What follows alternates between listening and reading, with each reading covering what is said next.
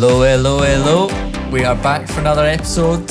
It is Songwriters Lounge time, people, where we're going to play you some sick tunes, and we're going to play you also some brilliant voice notes that you guys have been sending in for the two questions that we asked last week, one of which was a production-based question, the other was a songwriting question. So yeah, should be a lot of fun. Yeah, we had a lot of fun this week, actually. We've got, Andy said it perfectly, we've got some great songs, great questions, absolutely smashed it, guys. We were overwhelmed with the response, so thank you again. Yeah. Andy, how has your week been, my friend? My week has been great, my other friend. You know what was great? I finally got your guitar tracks. Yes. Finally delivered 3 weeks late. Finally delivered on his promise and sent me in some cheeky guitar, which I've now mixed into my song, which is grand. So I'm now recording the vocals this Friday with the artist. Can't wait. In the studio. So yeah, buzzing for that next step. I always love when you finally get the vocalist on the mic and that song that you've kind of created just comes to life. And you can really bounce off each other in the studio as well, which I'm really looking forward to. Socially distanced, of course, because we're going to have to park each other at opposite ends of the studio. But yeah, I'm really looking forward to it. So that's really what I've kind of been doing at the moment. And yeah, just excited to hear it, man. I can't wait to hear it. Again, apologies. I want all of our listeners to be here for this when I officially apologise to Andy for how long it took. It did take a while. Every time I sat down to do it, something went wrong. My guitar strings would snap or something audio-wise. But we got there in the end. And you did a good job for me, man. So I'm appreciative. So thank you. Well, after probably a month of just coming up flat with everything, I was really getting myself down, which I'm sure many people can relate to. Every time I sat on my laptop trying to write something, nothing was coming out that was good. And then last night, finally, I sat down and started working on something, and I was like, yes, this is good. Cheeky breakthrough. This is good. So I started recording that. I've actually got, which doesn't happen to me often because I kind of make things up as I go along, I've actually got a really clear image of what I want it to be in my head. So I want an English female singer on it with a very enunciated English accent. So kind of like we featured Darla Jade, that kind of vibe. Yeah, she came to my mind there too. Yeah, so Darla, if you're listening, get in touch.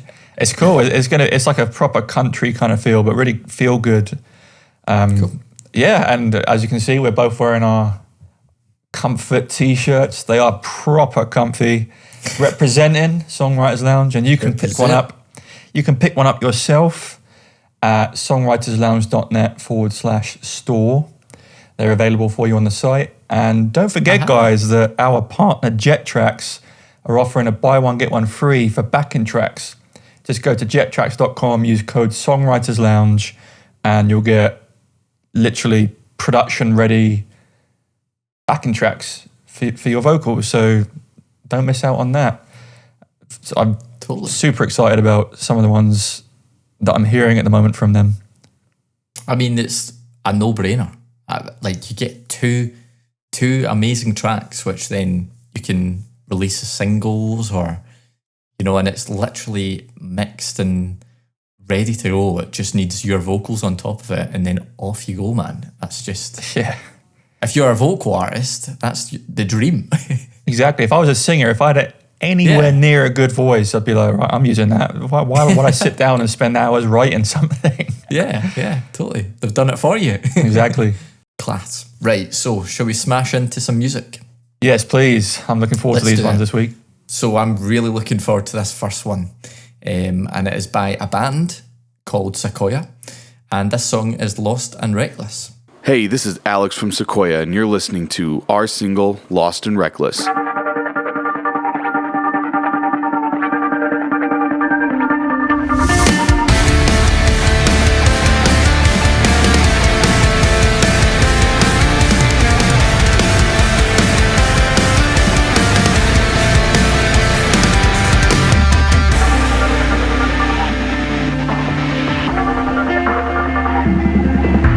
I swear you always play these games. The games you played, you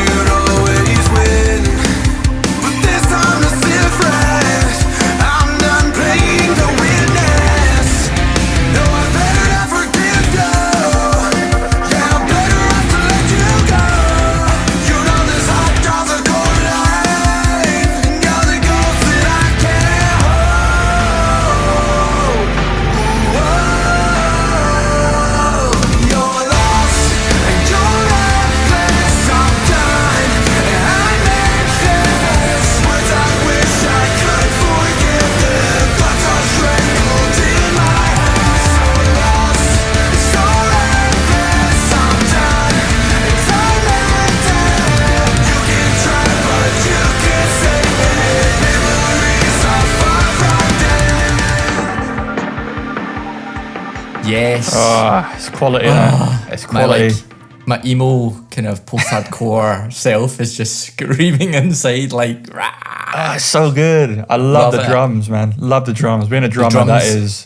are the best part of that mix for me. They smacked, didn't they? They were just...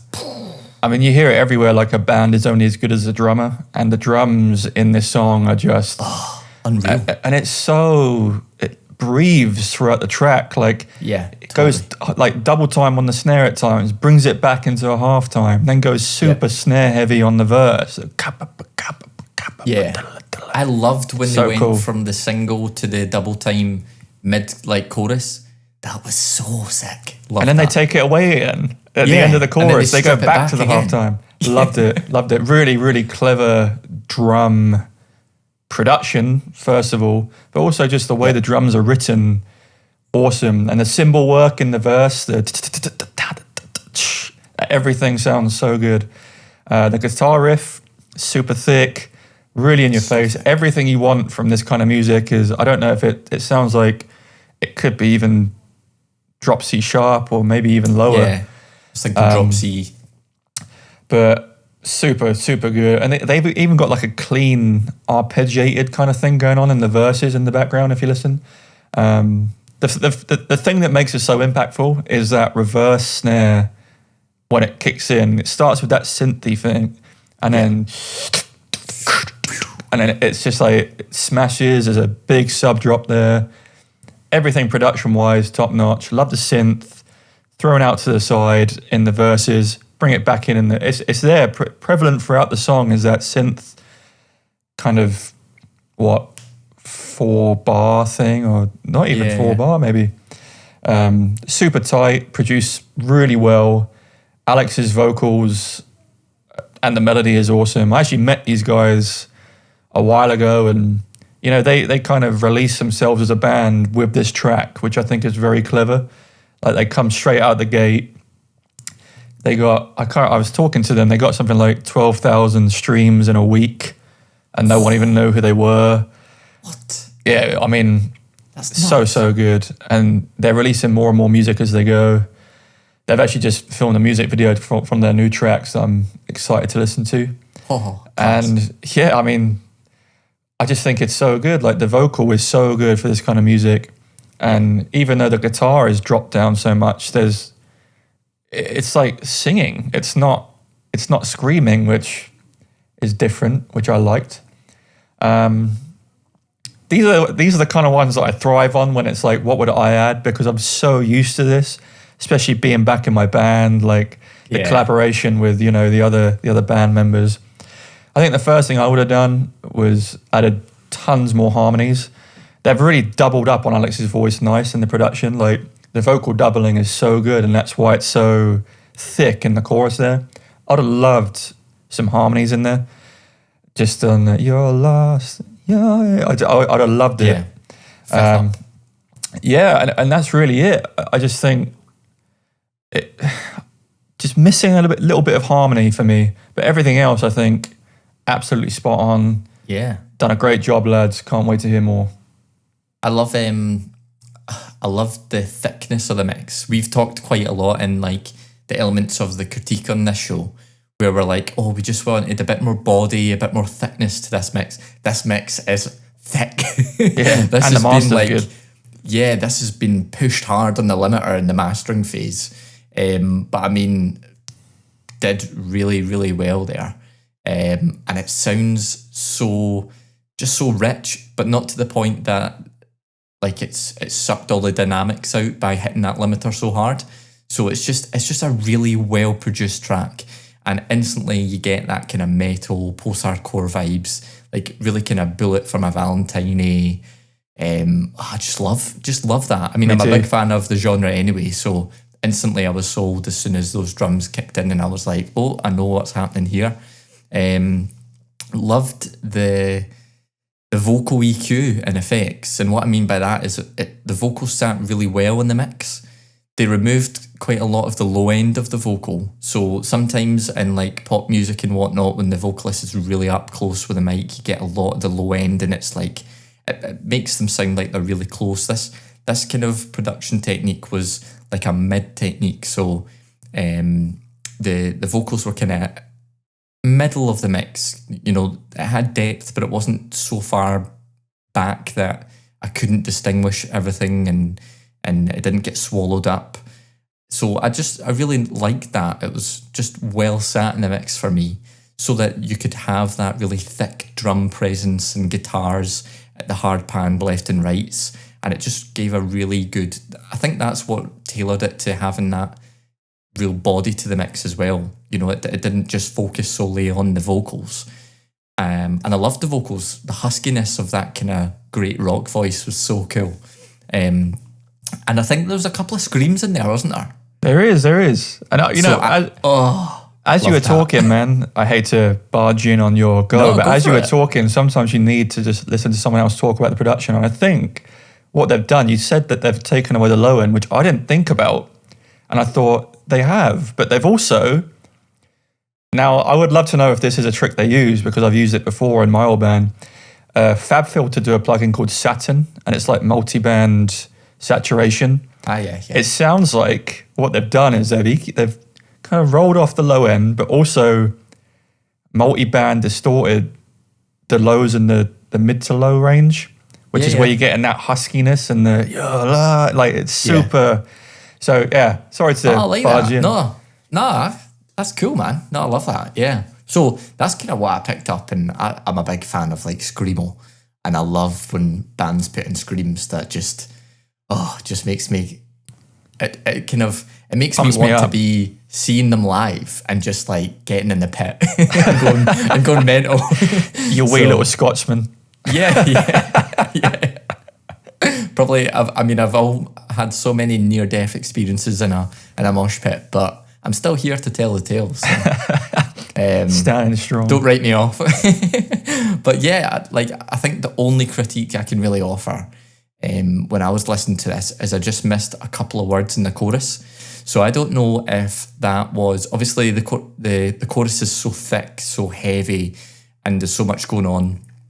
I don't know if it's just a case of pulling out some of the words more like surgically, or you know, a bit more compression just to bring the overall level variation in the vocal down, and maybe bring it up a couple of dB, or just to add some maybe, you know, a boosted bit of presence and air in the vocal, just so it again lifts forward slightly. That's literally my only critique, is some of the words I just lost lyrically. So, but that's really it. So I think for me, this is a 10 out of 10. I love this track, and I am excited to hear more. Yeah, definitely. So glued together, isn't it?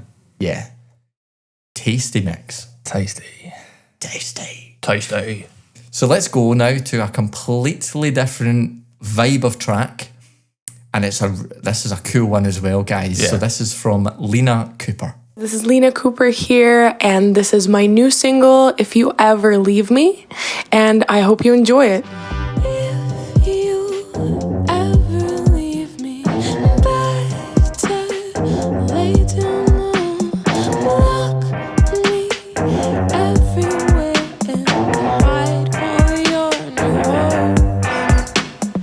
hopes. Better sleep with one eye open, holding your pillow tight. Lock your doors open, that I won't be coming tonight. And I will take your kitchen knife, or maybe I will buy a gun. Won't let you say you're sorry, or even call your mom, 'cause I don't want apologies if you don't love me anyway. I want your heart on a silver plate, yeah, all I want to bed. If you ever leave me, leave it all behind. If you ever leave me, you won't make it out alive. Distance to silence, all in blood, and one look I'll show up. I'll tell him I'm not to blame, it's you who fucked me up. Heartbreak is just as much of a damn crime as a breaking or assaulting or killing you that night. Tell you what, that song makes me shit myself. I saw you giggling there, and I was like, What's he laughing at? Those lyrics are like seriously like creepy, but in a really cool way. Like she is giving an aggressive warning, like if you leave me ever, I'll mess you up. Because she had like lyrics in there like maybe I'm gonna get a gun or a knife or Well, Lina, touche. Yeah, so I mean, good. So good. I mean, definitely different from the last song we listened to, right? I mean, Totally. it's got a really cool vibe, this song, and kind of the 7 chords are giving that kind of a jazzy feel in the background with a little like do-do-do-dun-dun, like the guitar stabs and then the little runs. Really cool. The guitar tone's really cool as well for the music. Really this good. is the kind of track you can imagine like sitting in a whiskey bar or something, and like they're performing live and like, you know, all in suits and nice clothes. It's that kind of feel to the track. With like shades on. Exactly, proper cool. And then all the guys shit themselves and run out the bar because Yeah, they think like, they're going "Oh. to get stabbed. I don't want to buy this one a drink. No. I love the vocal melody as well. She really played on the first of all the percussion in the background, and the guitar is adding that kind of vibe, and then she just sits over the top of that really nicely with her melody. There's so much energy and so much impact to what she's saying, as you said. Great vocal performance. Can't really say anything about that. Just really nicely sung and delivered in the recording process. The vocals are produced nicely. I love the ad-libs that are thrown out hard left and right. Yeah, they're Like, good. it kind of also adds that kind of stab and like energy thing. Like almost like it's almost like a violin effect that like with the really like, you know, staccato kind of feel. I think maybe the first track we've had that's got brass in it, maybe. It's got Yeah. a really nice brass section in there. It definitely feels like the first track we've had that is actual brass. Like Yeah. we've maybe had like brassy synths, but that This sounded is- legit like Yeah. brass players, didn't it? And if you listen to the very beginning of this song, it's like it's got this like male creepy vocal talking to you at the beginning, almost like the Michael Jackson Thriller kind of Yeah. thing, which again just adds that emphasis to the song and where it's going. Which, And again, makes you shit yourself. yeah, it's just Andy's This scared. whole song just guys. made me shit myself, Andy's guys. scared. I get this is a hard one to like think. It's so far out of anything that I've ever done. I can't really say anything, but for me, the mix was a little bit busy. There was a lot going on in there, and there was times when you just lost the vocals a little bit. So I'd have maybe brought them forward, or like Andy pointed out in the last track, maybe not even brought it forward, just added some air to it so it kind of pushes through that high end. That would have brought it forward a lot more, in my opinion. And the hi-hat for me could have been brought down slightly. A little bit too overpowering there with like the multiple hi-hat hits. But again, really easy fix, maybe bring it down a dB or two. And the guitar was a little mid-range heavy for me. Again, I don't know, because the style of music it is, that's definitely the effect they're going for and the tone they're going for. So that being said, like, I'm just going to shut up. Like, I love this. I love this kind of music, and I love the input of the, you know, the 7 chords there in the background that make so much difference to me, and the kind of whole vibe of it. As soon as you listen to it, you're like, whoa, this is cool. Like, Yeah. straight away. But yeah, man, I enjoyed Definitely this a cool one. track. Definitely a cool track, and apart from it making me so stressed, I really did enjoy it. I mean, it's so good. Again, like I talk all the time on the show about the songs need to trigger emotions, and straight away, like not just lyrically, but all the I feel deliberate attempts at the sound design was to create that kind of chaotic, stressful environment to just re-emphasize the message of "Don't you ever leave me, or I'll kill you," which definitely came across. So, message received. So yeah, like sound design wise, like Lina went to town on this track. There's so much going on. It's really difficult to speak about everything that I liked. It's probably one of the busiest mixes we've reviewed on the show, I feel. Possibly. Just sound design wise, you know. So a lot going on. So much going on. Really solid vocal. So she did so well there. Really good kind of, again, it sat well nicely in the mix. I really like the harmonies and the intervals that those harmonies were at. I don't think, again, were like your nice major. No, they definitely weren't. They were quite kind of harmonic, very quite like, you know, again, creating that stressful tonal clash. Dissonance, I think it was. Yeah, so like really good choice there. I loved the kind of vocals that were kind of rappy. You know, they were like, she was kind of doing this little... Yeah, it was like, really cool. It was like a rap section, but with melody, which I quite liked. So yeah, loved that. The bass line in this, so I'm a sucker for like a really like moving, kind of funky bass line. And this had such an interesting bass, line itself, and it was really thick to really layer up that low end, and it was a big part of the driver in the track for me. I just loved what it was doing, and it added so much for me in that low end and that low portion of the track. And yeah, I loved the electric guitar, really kind of chunky, really distorted, really, again, another kind of instrumental driver of the overall track for me. And she used quite a lot of variation in the percussion, which I liked. So those were the kind of main things that I took away. I kind of agree with you in terms of critique.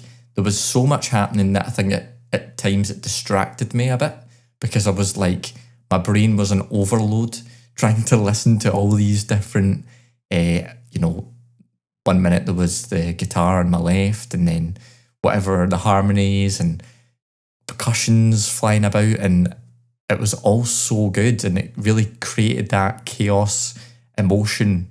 And to be honest, when I think about it, that's what the track's about. The track's about. So it's not really so much a critique, that it's just for me maybe a couple of less things to try and refocus it more on Lina and the message she's given. Would have been ideal. So maybe just a couple less instruments, but I really liked the vibe of the track. I liked I did like the different instruments that they used, like the brass, guitars. So yeah, it was an interesting one to listen to this. I agree. And once I dried my tears, I had a lot of respect for this track. Once he came out of the closet, he was fine. Once he stopped hiding away from... Once I stopped hiding away. So thanks, Lina. That was brilliant. Yeah, I love that one, honestly. So on to the next track now. We'll go to Nico Ev's Hunter. Hello everyone, my name is Nico and I'm a Glasgow-based singer-songwriter, and I am delighted to introduce you to my debut single, Hunter.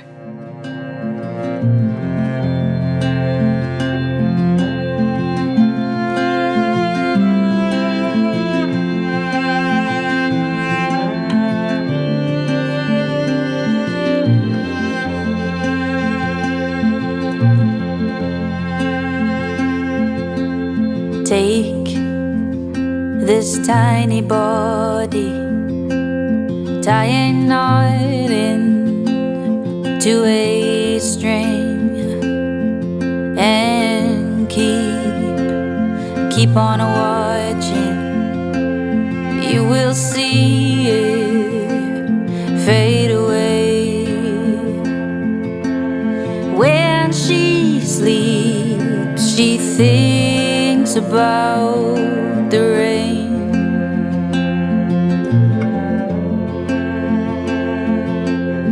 Thoughts in dark circles lingering.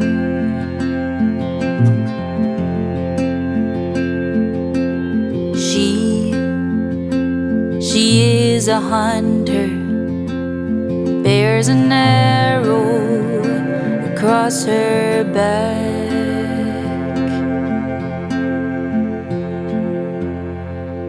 That cello. The Don't know what cello's you lovely, think, isn't it? but- So rich. That cello at the start, man, was I- so well played. Also, like, they take the cello away and then they bring it back at the absolute perfect moment in that little verse bit. Yeah. Like, you got the guitar and she's driving it, and then bring back the cello and then bring back that organ in the background as well. And I love the lyric, when she sleeps, she thinks about the rain. I don't know, I think that's such a cool lyric. Like, Yeah. one of those ones that really sticks in my mind is, I have no idea what it means, but Well, this is the thing. I love it.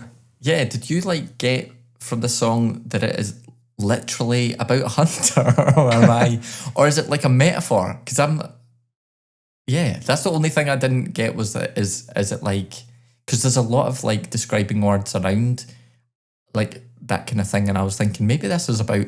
It's certainly painting a picture of a hunter in my mind lyrically. Oh, it's quality. I don't know. Like, this is why I kind of like songs like this, is because everyone can kind of take something different from it. Yeah, totally. Like, I take one lyric and then in my mind that brings up a memory in my mind that Yes. it's probably not a memory that someone else will have. And it's just because I love that lyric and the way she delivers it, from like, she's right down here in the verses and then when she sleeps, and she like brings the takes it melody up. So again, I loved it. The guitar was played very well as well. Everything was played well. Nico sung it brilliantly. And this is, again, why I love doing this show, because track number 1 was heavy, hard-hitting, bang, bang, bang. Track number 2 was like, whoa, this is cool, different vibe, scared Andy. And then this track was so, just sit back, enjoy it. Like, there's not much going on, so it's very easy to listen to and follow. When I say not much going on, that is in no way a bad thing. No, I want to point out. When you can do things like this, Yeah. it brings the lyrics through to impact you more. And I think that's what Nico was going for, especially with that addition of the organ in the background, the kind of, just the super high-end organ, Yeah, it's cool. That's cool. high-passed, probably severely high-passed right up until the mid kind of maybe 600 hertz and above, which makes it sound awesome and leaves that low end for the cello, which I love. I can't really say anything much more about this song. I love the lyrics. I love the delivery of the vocal, the delivery of the cello, the acoustic guitar. This is the kind of music that you get lost in. Totally. Like, it's just okay, love this. Again, this is one that challenged me when I think, like, if I was in the songwriting room or the booth, what would I do? And the only thing I could think of is just layering some piano accents in there on the really high end, like when she sleeps. Maybe like just following that melody with a piano, or adding little accents here and there. But I mean, again, who knows? Maybe Nico tried it and she was like, nah, it's not working for me. No. But again, the beauty of just having someone say, like, this is probably what I would add if I was there, like, makes you think, oh wow, I didn't even think of that. Like, so I loved this song. I loved all 3 of the songs today, and I love this song especially because it was so stripped back and can be performed anywhere, and the lyrics are very, very well thought through. So thank you, Nico. I loved it. And hopefully it didn't scare Andy. I can't. Well, it was about a hunter, so maybe it did scare Andy, but we'll see. We'll see. This could be a running theme. Well, I mean, she's from my hometown, so she can't be that scary, hopefully. I'm going to tell myself that because she will live near me at some point in Glasgow. So, no, I mean, Nico, I love this track. Really lovely folk song vibe. Dead relaxing. Like, instantly I was like, oh, chilled out.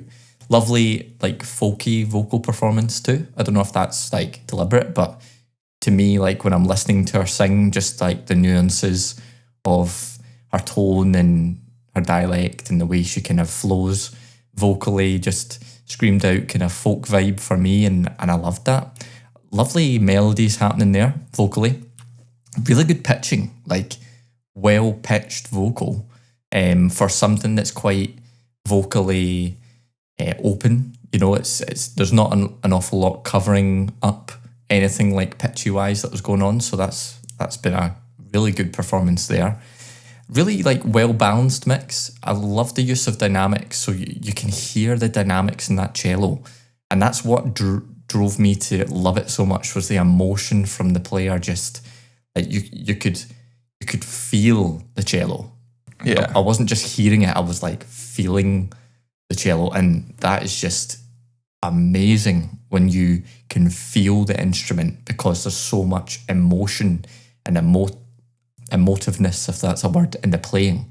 Loved that, absolutely loved that. The guitar, the acoustic guitar, was, I thought, really well treated with a really nice EQ and compression.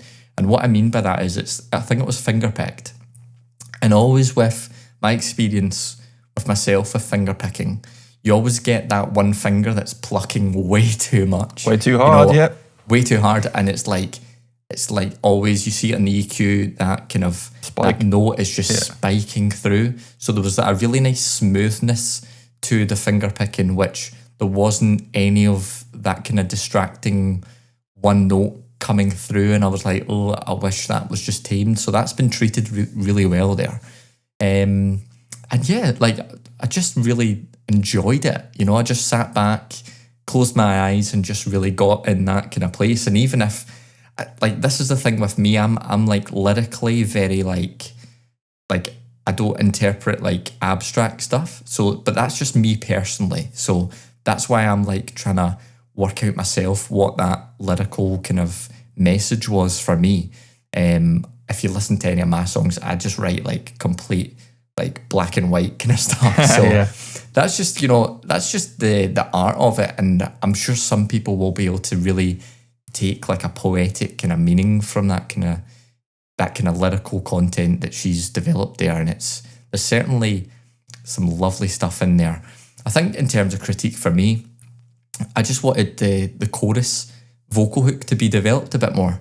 So it was quite, I don't know if it was like too short or whatever, but I felt like I was just about getting drawn in at the start when she took it up, and then it didn't quite develop on for me. So, you know, there's not that vocal hook there in the chorus that just stood the test of time for me, you know, and that I could hum in 10 minutes that I can remember. So, but I'm not necessarily too gutted about that, because again, this song isn't really about that for me. It's not really about that hook and that catchiness, like pop songy, you know, that pop songs try and do.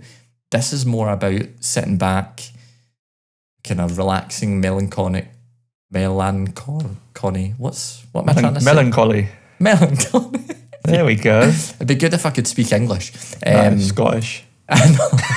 If she's Scottish, so she'll totally understand what I'm saying.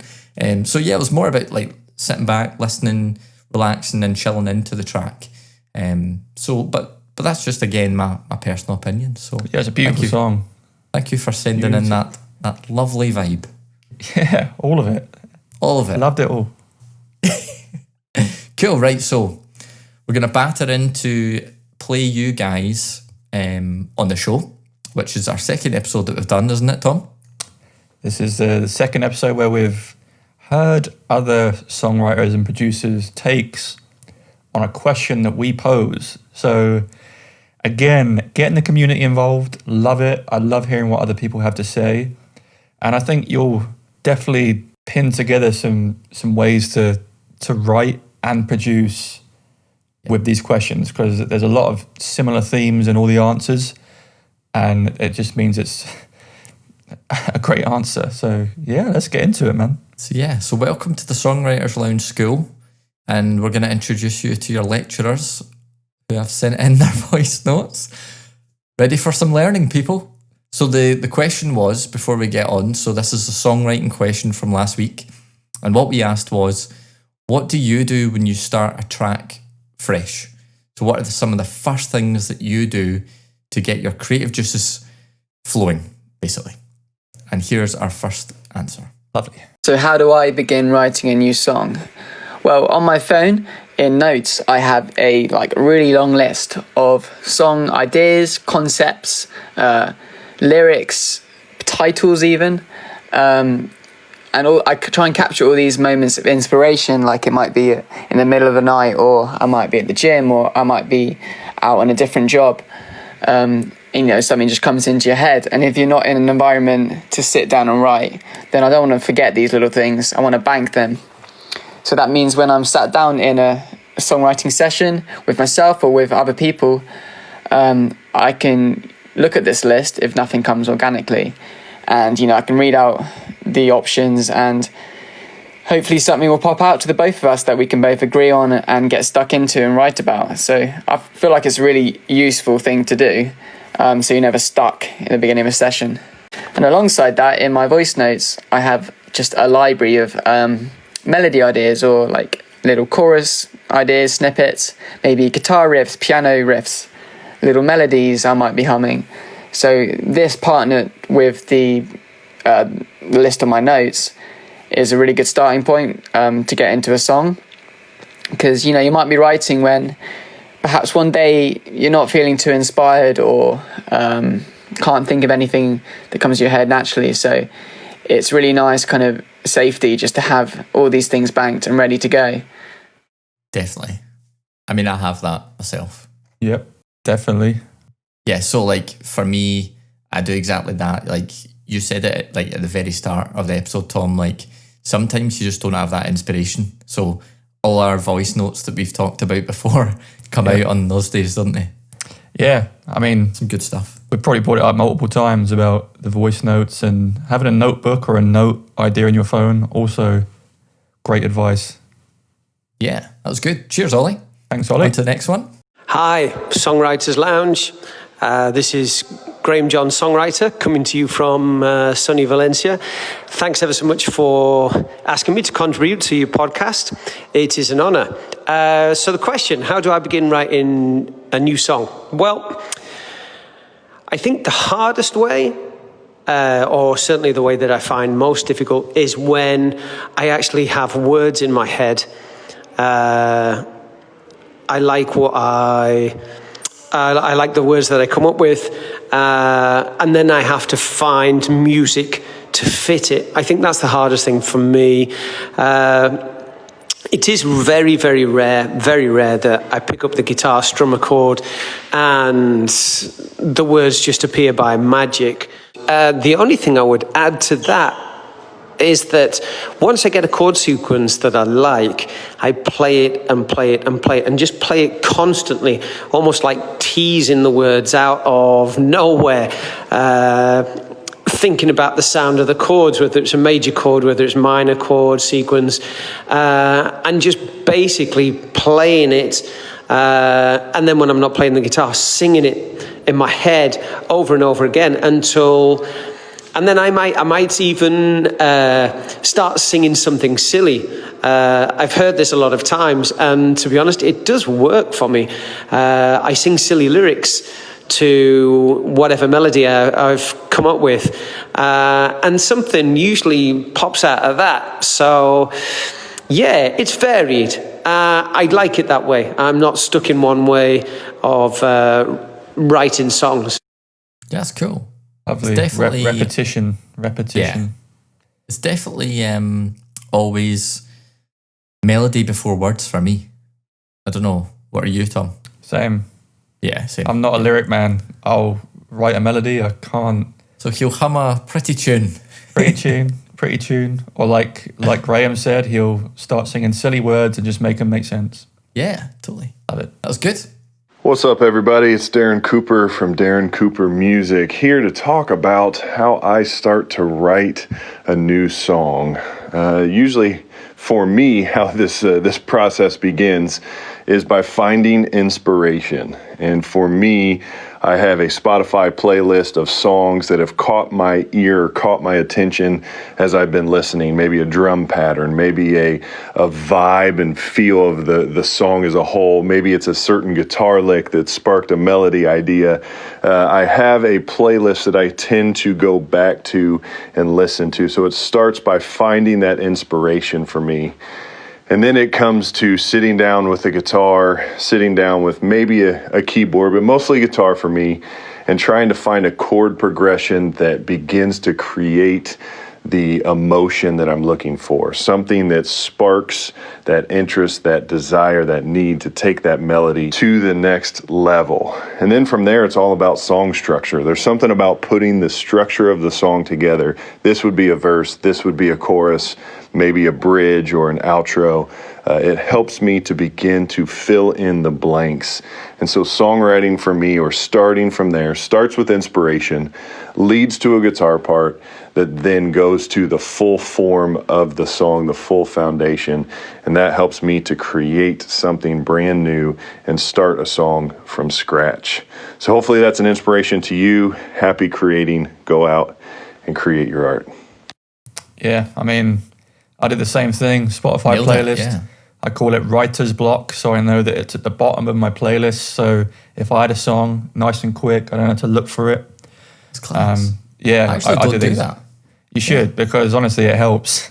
Yeah, it helps. that's cool. There's not many songs in it, and yeah, chord progression and structure, that'll just inspire you. I like how Darren described the finding emotion. Yeah, well described. Yeah, so cheers, Daz. All starts with inspiration. Totally right. Hey, my name is Loidimo. I'm a singer, writer, producer, and an artist from Sweden. So the question was, how do you begin writing a new song? Well, for me, the process can start months before I even get to the studio. So the whole thing is to get the idea first, and that idea can come from anywhere, like from a book, from a conversation with a friend, from a song that I hear, from a movie, or something that I go through myself, or anything, anywhere. And when that idea pops up in your brain, it's for you to get it down on paper or recording in some kind of way, so you remember it. You got to stay in the moment. And if I have a session with another artist, I can present that idea, like, what do you think about this? Or he has an idea that he thought about many months, or she thought about many months ago, and we can discuss and debate how we're gonna tackle that idea. But when I go into the studio, it all comes down to the vibe. It's all about the vibe of the song. You want to create a feeling when the person listens to the song. Is it going to be a sad song? Is it going to be a happy song? Is it going to be a happy, sad song?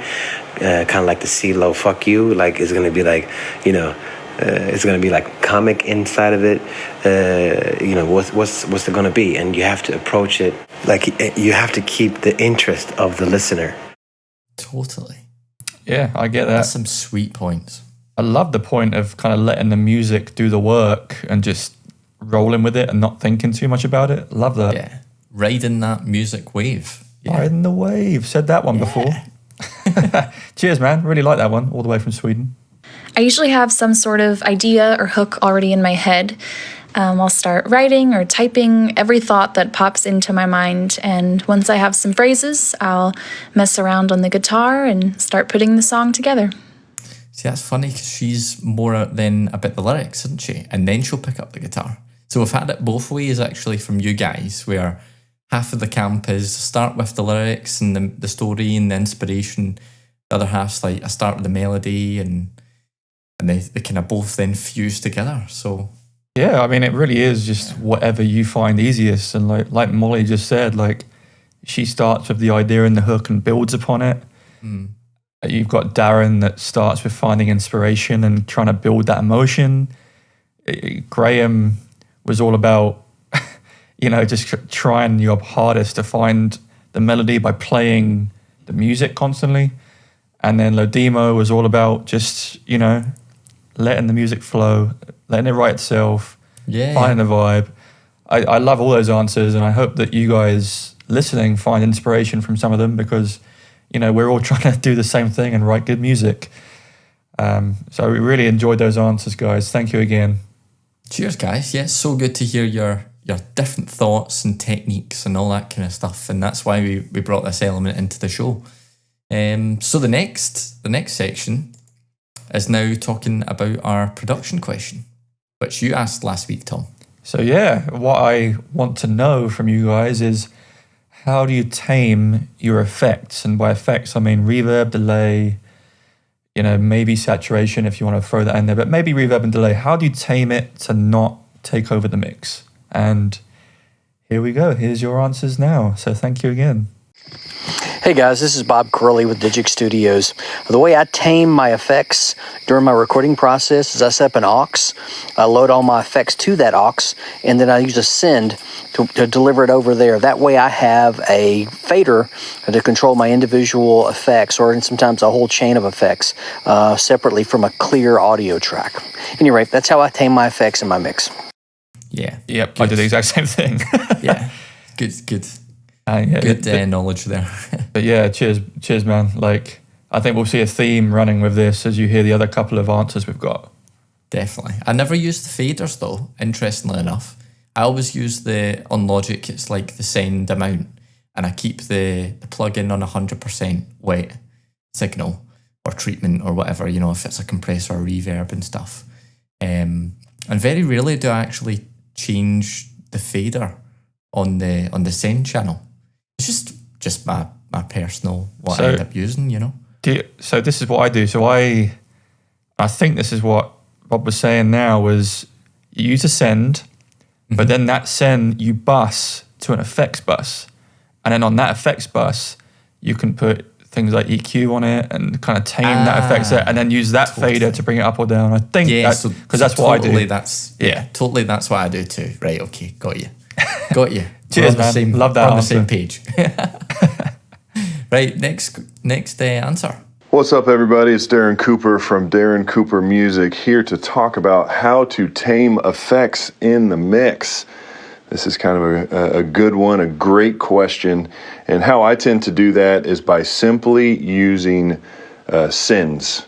I never put a reverb directly on a vocal or directly on a track. I tend to send that to a send in my DAW, right? So I can blend in as much of that effect as I want without it being overpowered and overtaken. And that is a simple and easy, quick way for me that I make sure that I am putting the right amount of reverb, delay, whatever the effect is, onto that channel without it getting carried away. The second thing that I do to make sure that my effects do not get carried away in the mix is to utilize EQ. I learned this trick from watching a bunch of tutorial videos, probably on YouTube somewhere, but using EQ on reverb, using EQ even on delay to make sure that the right frequencies are in the mix. To cut out the lows, maybe even cut out some of those highs so that the right amount of reverb, the right amount of delay is hitting in the mix in the right way. And so that is probably the best way that I've learned to tame those effects in the mix. Two simple ways. One, make sure you use sends. Two, make sure you use EQ. And I hope that helps. So go out and create some amazing art. Cheers, man. Great answer again. Like, everything is just ticking all the boxes that I think most of us probably do. So thanks, Darren. Really appreciate you coming on. I had a penny drop moment myself when I was learning, and it was around the EQ, because I just had so much reverb on this track and I didn't EQ any of the reverb, and I wondered why it sounded so muddy and muddled. And then I started to treat my reverb sends with EQs, and oh my god, it cleaned the whole thing up. So yeah, that's a vital one. The second one is good addition. Oh yeah, man. Like, have you heard of the Abbey Road curve? I haven't, no. So Abbey Road have been doing this trick on their effects buses since the 60s, and they roll off the low end up until 600 hertz, and then they roll off everything above 10K. And, that's not that much of a gap, but that's how they clean up the muddiness. And it works. I mean, yeah. It works for the Beatles. It works for me. If it's good for the Abbey Road guys, then it's good for most, I would assume. Great Cheers, answer. Darren. Cheers. Hey guys, Patch here. I hope you guys are well. Effects, how I tame them. I like to use high-pass filters and low-pass filters to clear up the rumble and the mud, and to stop things like sibilance bouncing around and becoming messy. I also like to sidechain the reverb and the vocal together, so the reverb ducks when the vocal comes in. Little tricks like that I find quite helpful. Other than that, just reducing the time on the reverb can help it, not swamp everything, which is always a nice thing to do. So yeah, hopefully that helps. Yeah, that's Cool. good. I've never ever thought of doing that, sidechaining the reverb and vocal together. So I learned Really? something new from. Yeah, I'd never, not once, never thought of it. So that's funny because again, I picked this up on tutorials and whatnot. I think I picked it up initially on YouTube, and yeah, I just used the Pro Q3 and sidechain that to the kind of main vocal bus. And so every time the lead vocal is singing, you don't want it to be swamped in the reverb. But what it really nicely does is, if you have like a nice, you can even use a compressor and you can play with the kind of release time, so that when they stop singing, there's that lovely like long tail that follows that kind of, especially songs where you have like a nice vocal kind of space and you have a gap. And you want that reverb to fill that gap and give that impression of depth. It's such a good technique for that. So yeah, play around. I'm definitely going to try it. Great answers, man. Thank you, Patch. Thank you, DJ Thank you, Curly and everyone. Darren, and everyone else that answered and submitted. We kind of brain overload this week, right? There was a lot to talk about and listen to, and it was fun. But so what is your question for next week, Andy, for everyone? So my one, I'm going back to the production world here, and I know what I like use in terms of my mixing template and what works for me, but I'm really interested to know what you guys use. So I just want a general description of what does the setup of your mixing template look like on your digital audio workstation? Good question. So I'm going back to the songwriting question this week, and mine is just nice and simple. How do you write your lyrics? Where do you find that inspiration? So boom.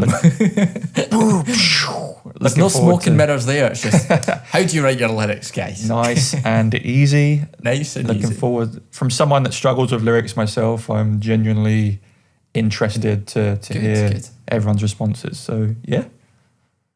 So you can please send in your stuff and be on the show, just like all the guys you've just heard, by sending your voice notes by DM to us on our Instagram page, which is at Songwriters Lounge _, or send us your voice notes to submissions at songwriterslounge.net. We'll then play your answers, of course, on next week's show. And it's just the ability for you guys to be one of the lecturers in the Songwriters Lounge school for the day and help us all get stuck in and help us all learn a bit more. And yeah, it's just great to hear like-minded individuals sharing their knowledge. So Absolutely. Thank you so much for everyone. Thank you from the bottom of our hearts. We love this week's episode, and we'll see you on episode 12. We will. And if you're a band or artist out there and you want your music on, just send us again your track with a voice note introduction to submissions at songwriterslounge.net and we'll get you on the show too. So Absolutely. Thank you so much, guys, and we'll check back in with you next week. See you next week, guys. Take care.